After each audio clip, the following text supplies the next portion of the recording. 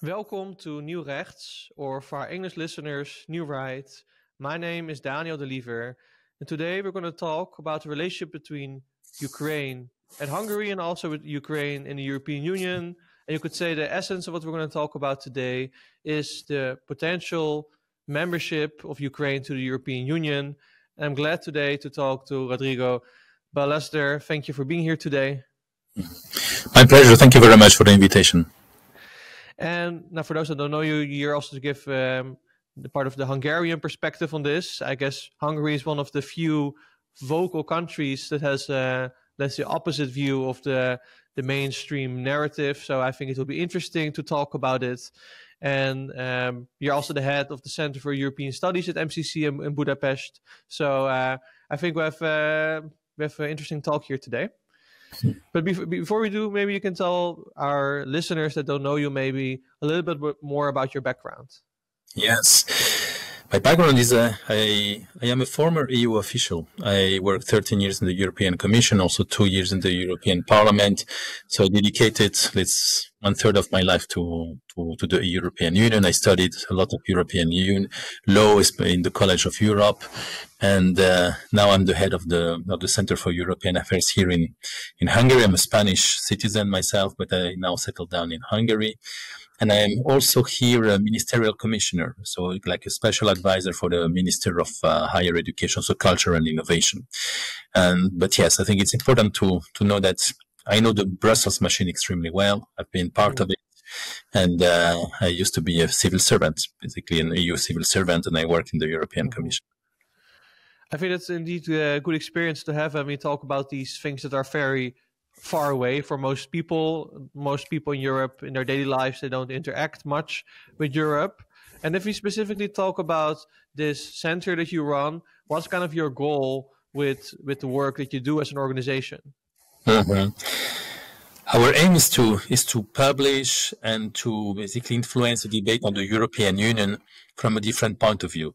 You know, the debates on the European Union, you have the impression that they're very one-sided. It's always more centralization, more federalization.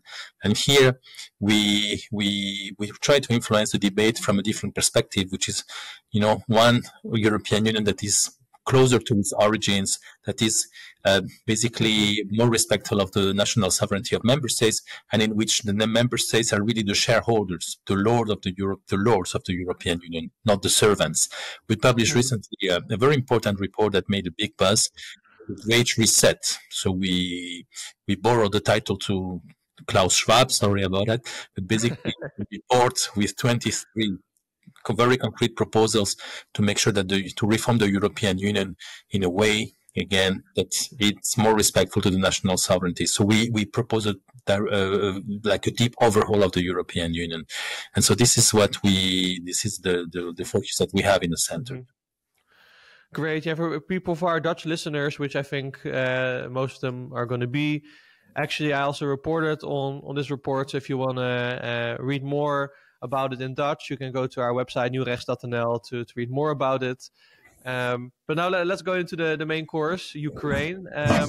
Before we start talking about everything that's going on, maybe it's good to start with the basis. What has been your perspective on the situation going on in Ukraine? Because this is, of course, going to be very important of how you view the rest of that's going on that we're going to talk about today.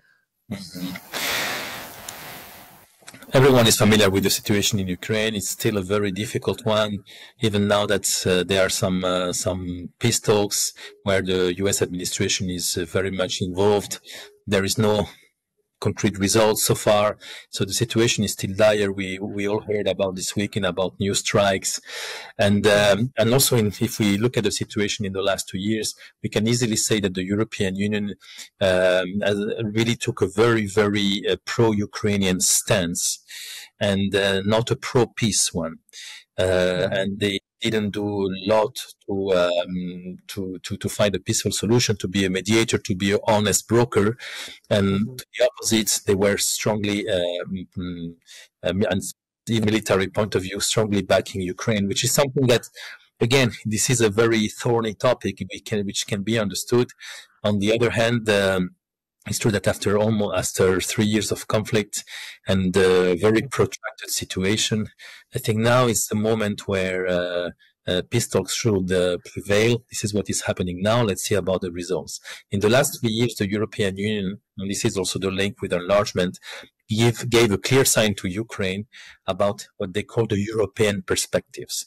To say, Ukraine is one of us, Ukraine will be one of the member states sooner or later, and we should start basically the process, and they started the process. I mean, the negotiations are now officially open with Ukraine, and the question is how premature that is this, how feasible it is, and how fair could it also be if you also compare it with the other candidate countries. I think it's important for the audience to know that in the Western Balkans, some countries have been waiting for 20 years, have been knocking on the door of the European Union for 20 years without any results. And now the question is it a good idea to integrate Ukraine at all? Is it a good idea to integrate it so quickly? And is it a good idea to give them a privilege like a fast-track enlargement, when actually the enlargement process is extremely burdensome, extremely slow? It takes decades sometimes. Should Ukraine be given the fast track because of the war? I think this is the main question. That's a good one. Just before we go into that, I heard you say, the European Union has been pro-Ukraine instead of being pro-peace. But I think a lot of people would say being pro-Ukraine is being pro-peace. There's different interpretations of this, right? You have the mainstream idea, which is what they call peace through strength, which basically we need to fight more, obviously. But wouldn't you say that all these different perspectives, how right or wrong they might be, are, at least from the European perspective, pro-Ukrainian anyway? Well, the problem is that the European Union doesn't really have a plan except supporting Ukraine as a matter of principles, which again, I can understand this position. I don't want to, this is not like, like from an ethical point of view, especially if you think about the ethic of convictions, if you have only a moral standpoint on this conflict and you only consider this conflict as from 2022 and you think that Russia led an aggression war against Ukraine, this is absolutely true, they did. And so this position of defending the country that has been attacked is true, but in my view doesn't grasp the complexities of geopolitics at all.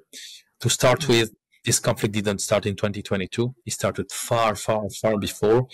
And it's linked to the elephant in the room, which is the expansion of NATO.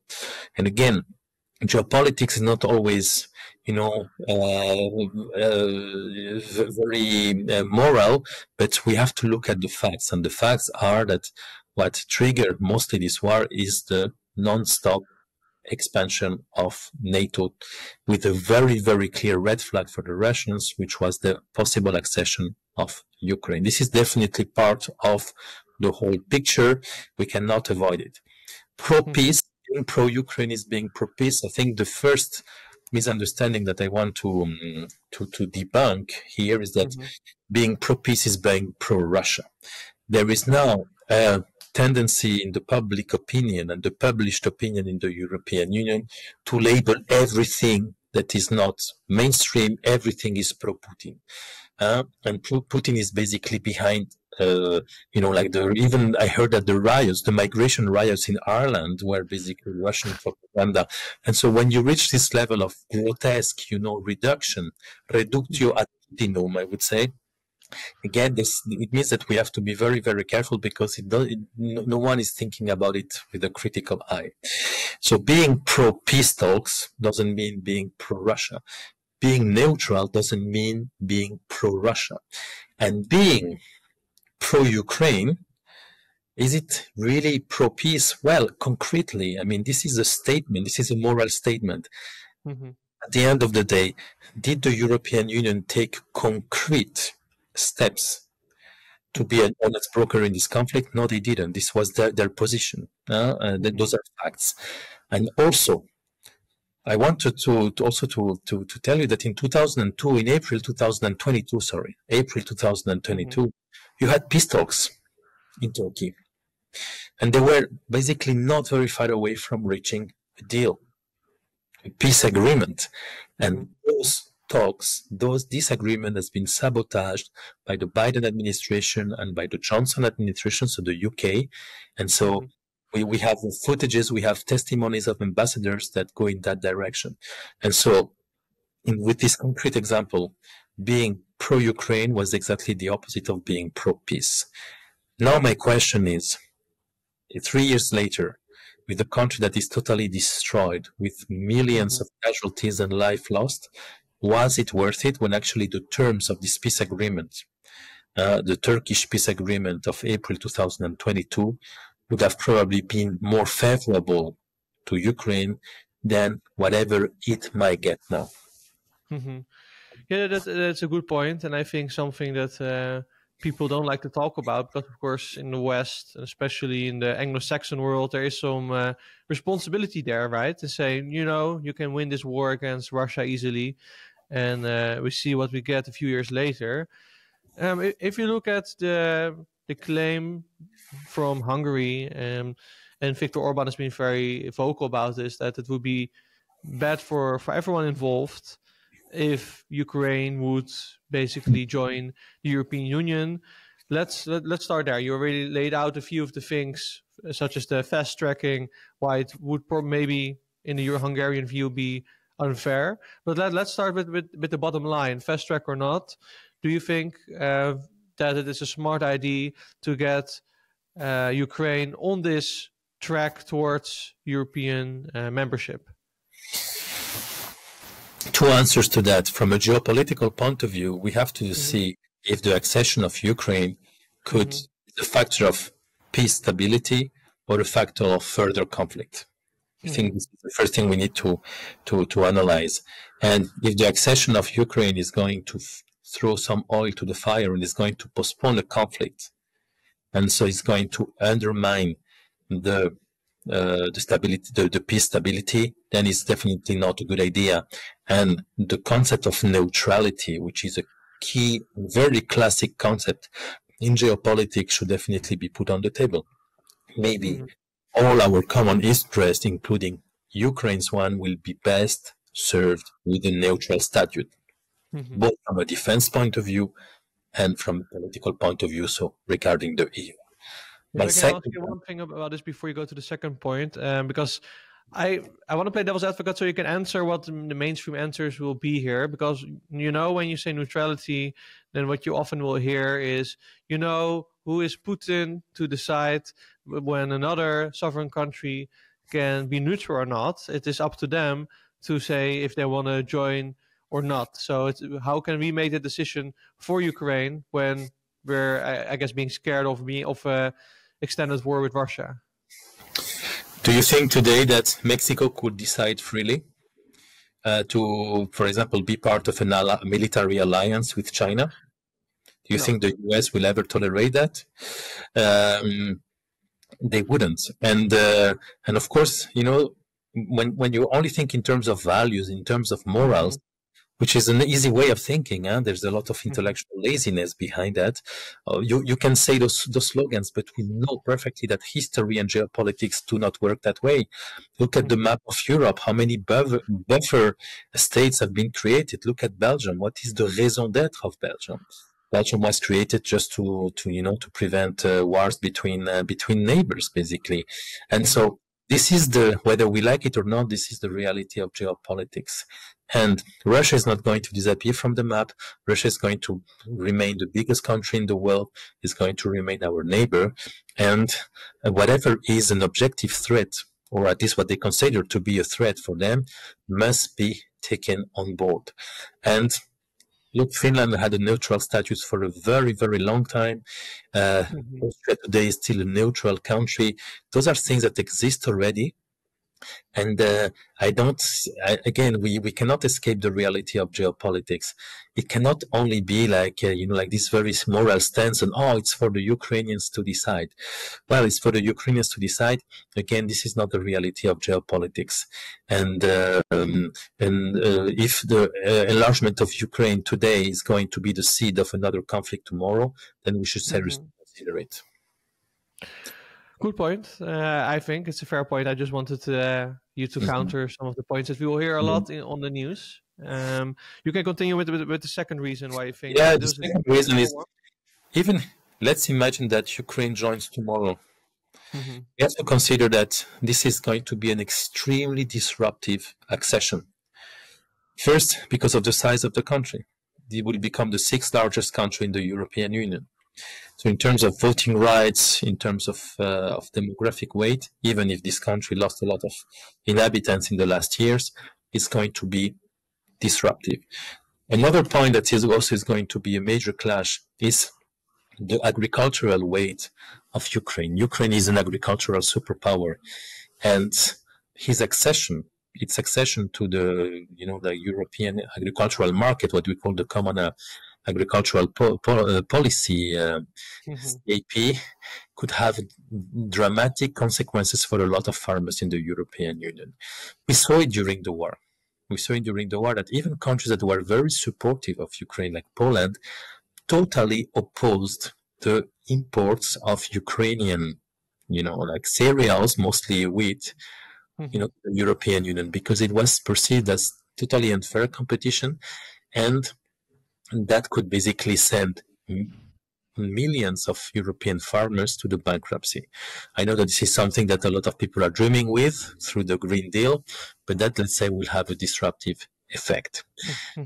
Third, Ukraine will need like I don't know how many billions of euros. Some people say, for example, 32 billion euro just for the reconstruction. So the impact only for the regional funds of the European Union will be 32 billion. Poland got 12, when it joined the European Union, just to give you a scale, for 7 years, just to give you a scale. And so is the European Union able to swallow that? Does the European Union have money, especially after all the billions that it already gave to Ukraine during the war? And we should also consider the extremely high level of corruption.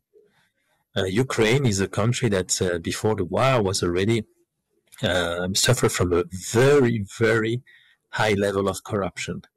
Also, the level of development before the war, basically the GDP of Ukraine was roughly 1/3 the GDP of the average of the European Union. So it will be indeed a pretty poor country. Let's say it that way. And also, and this is something that maybe resonates more here in Hungary, but since 2014, the Ukrainian government ran very centralist policies, very nationalist policies, which deprived some cultural minorities, among them the Hungarians, but also the Romanians and the Poles, of their basic education rights. Until 2014, it was absolutely possible in Ukraine for Hungarians. There is a Hungarian minority there, to learn their language, to go to school in Hungarian schools. There was no problem with that. And now it is. It became a problem because, again, there is a centralist tendency in Ukraine now. How can countries whose minorities are not respected accept a country that basically doesn't respect the basic requirements like these ones? So that will be the situation, Daniel, if Ukraine will enter tomorrow. Does the European Union have the capacity to swallow this situation, especially a country at war as well? So the EU has a bit of experience with that, because it's true that Cyprus is a member state, and half of Cyprus, is occupied by Turkey, but there's not a war right now. And so you see the situation is different. So for all those reasons, I think that considering the enlargement of the Ukraine in the next 5 to 10 years would be extremely, extremely premature. And there are other ways to fulfill this promise of European perspectives towards Ukraine. It is already part of the European Neighborhood Program. It can remain that way. You have also other solutions to give them even a specific help. But is the accession the right answer? I really don't think so. And again, accession is a merit-based technical process. It cannot become suddenly a moral reward. Not least because, as we said, it will be also extremely unfair for countries that have been waiting for 20 years. And also it will be unfair to a lot of citizens, millions of citizens in the European Union who have serious doubts about enlargement in general and about the enlargement of Ukraine in particular. I think you laid out there quite a few good arguments. If you say this, and I'm sure, especially from some countries like Hungary, these arguments are made more often. But still, we see that, especially if you talk about the political class of the ruling parties, especially the more left-wing parties within European countries, they are very determined to bring Ukraine inside of the European Union. So even if there are good counter arguments, why do you think that so many of these politicians are still trying to push Ukraine into the European Union? Mostly because it's lip service. They don't even believe themselves. Let's be honest, this is a very hypocritical position. Now it doesn't cost much to be nice. It doesn't cost much to not to say the truth and to say, of course, you are welcome. Look at the historical precedents of enlargement.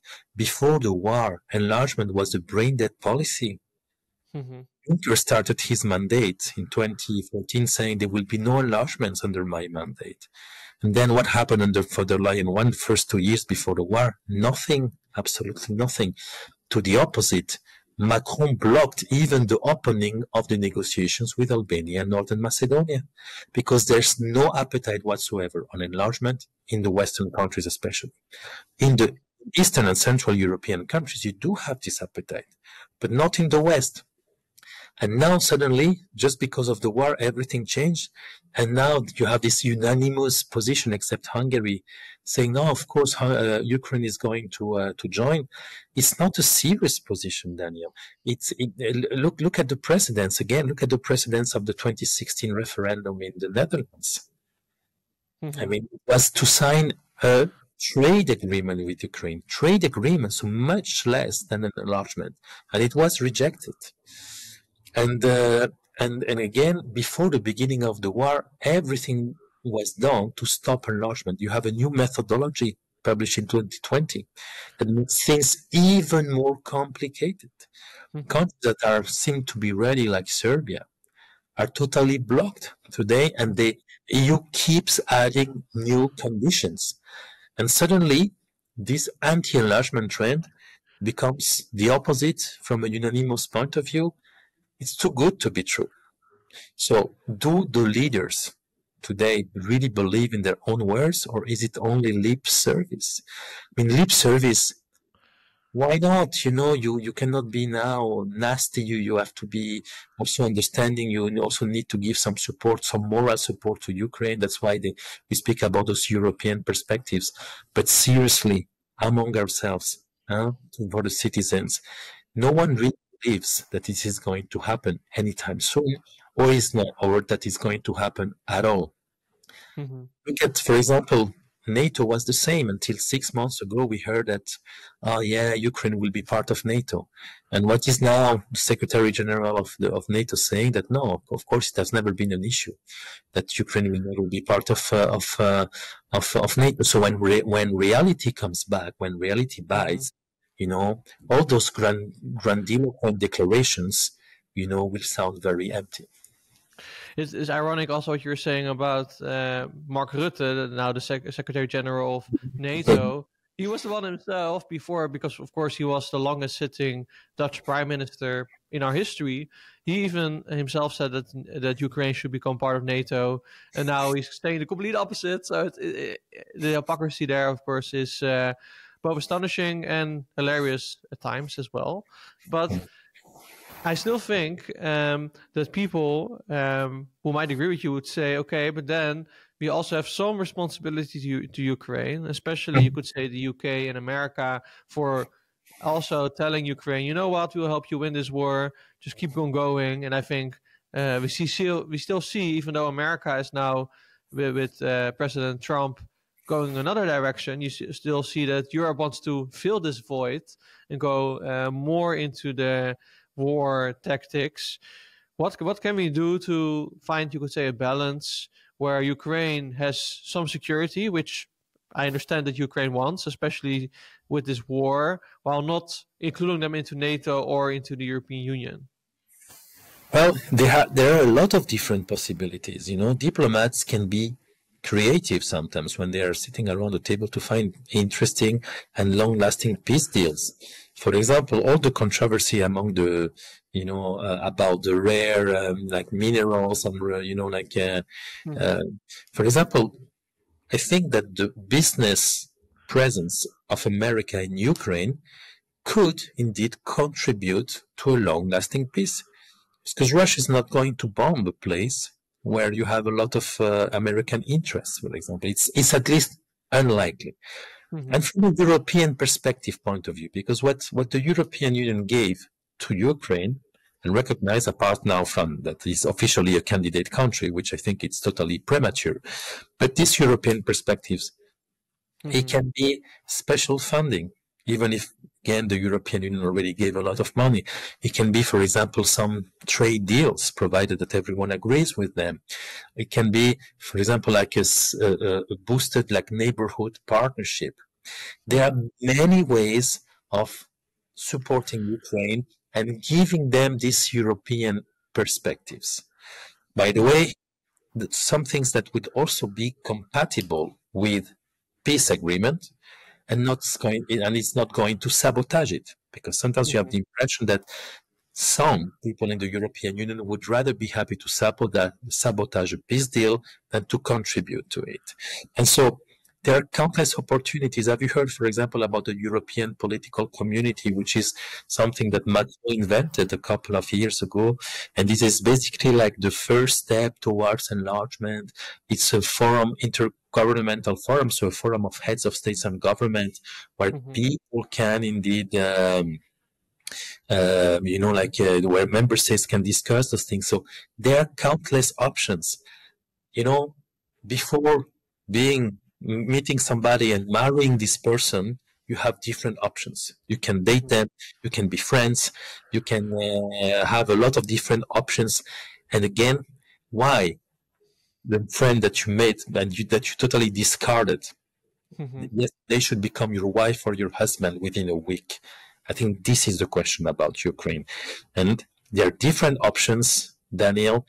Can we use them before, again, we are now trying to totally distort the enlargement policy, which is supposed to be a merit-based technical process?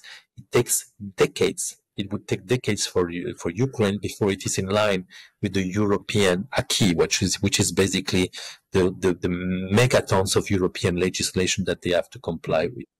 So again, is it good for Ukraine? Is it good for the European Union? And is it good also for the Western Balkans? We shouldn't forget the Western Balkans. They've been waiting, some of them, for 20 years. Good point. And I think another thing in this equation here is, of course, Russia itself. You may like it or not, but Russia is still on our borders. Like you said yourself, Russia is not going anywhere. I think the relation with Russia is very problematic. I will say, in defense of mainstream, that Putin has not seemed to be as a reliable negotiating partner, as even Trump now is being frustrated with Russia breaking the limited ceasefire on energy infrastructure. So I do think that it is complicated to have a good relationship with Russia. I do think this is just a fair point, but we still have to have some relationship with Russia where hopefully we will have a more peaceful one. What do you think when we have this relationship now with Ukraine, where we want to in some ways stay connected with Ukraine, even though it might not be in the membership of the European Union? How can we balance this while also maintaining or restoring a relationship with Russia? Yes. Russia is not a reliable negotiator, maybe. Russia is a difficult neighbor, probably. It's true that when you look at Georgia, Armenia, the Baltic countries, Poland, Ukraine now, when all your neighbors have territorial issues with you and have an historical mistrust against you, it means something. And it's true that this is something that must be taken on board. On the other hand, I don't think that Russia thinks that the West has been a very reliable negotiator neither. In the last, since the fall of the USSR, also with presidents like Kosovo, it's true that those are the arguments that Russia puts on the table to claim that the West is not to be trusted. Those are the facts. I'm not taking sides here. I'm just saying that it's basically both sides. We don't trust each other anymore. But again, the pragmatism of geopolitics basically forces, whether we like it or not, no matter what our moral position Putin is, again, sometimes we have to swallow the morals. This is important in geopolitics. Russia is not going to disappear. And again, the position not to have any relations with Russia in the long run or in the midterm, just because of this war. So imagine that you basically now are going to launch a Cold War with Russia for 50 or 50 years. This is to nobody's benefit. This is not, again, a reasonable position. Wars, once they end and you have a peace agreement, the next step indeed is to try to get to normalize the relationship. It doesn't mean to sacrifice Ukraine, at least to a certain extent. It's true that, again, another elephant in the room is the territorial integrity of Ukraine.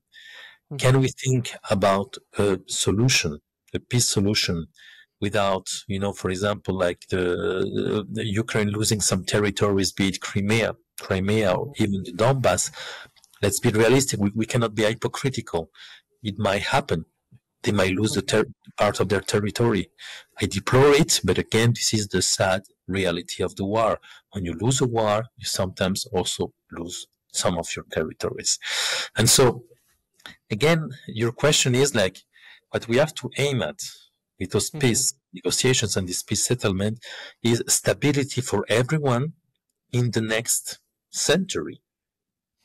Make sure that the relations with Russia can be once and for all normalized. And for that, it's true that it takes some sacrifices. It takes some, we cannot reason like with dogmas of Ukraine can do whatever it likes, and if it wants to join NATO, it will. And we even have to address the problem of Ukraine territories, because again, we are not used to wars anymore in the West. We think they disappeared, but look at history. And the military favorable position of Russia today, of course, is going to have an impact on the negotiations. So again, it doesn't mean now that we cannot think about our own security. But for example, I also think that considering today Russia as a threat, from when people from the Netherlands or the French president or the German prime chancellor is going to say that, I think it's also really like an outrageous exaggeration.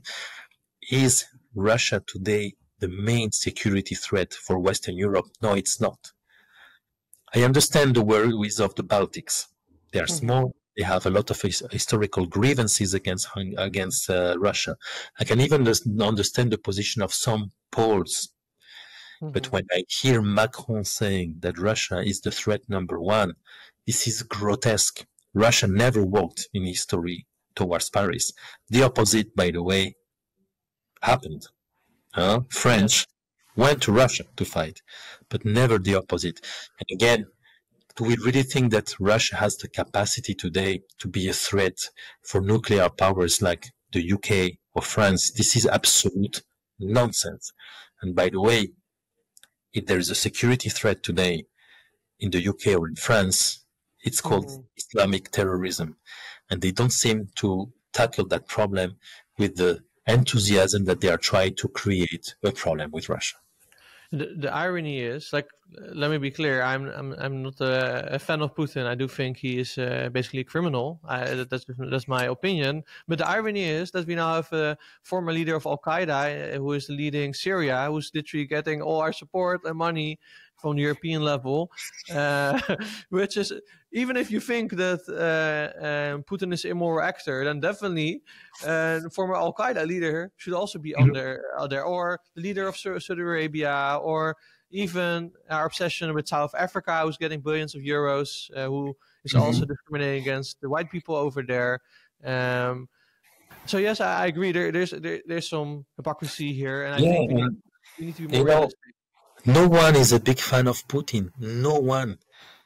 It's, again, in geopolitics, it's not about making deals with people you are fan of.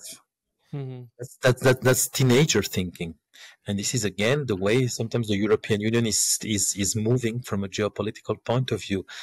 Sooner or later, Russia, whoever it is, Putin or his successor, will remain there. And also, for example, is China any better? No. But now, is it in our European interest to have, for example, trade deals with China? I don't know. Maybe yes, maybe not. But we cannot afford to stop talking to people. You cannot afford to do that. In geopolitics, this is a suicide.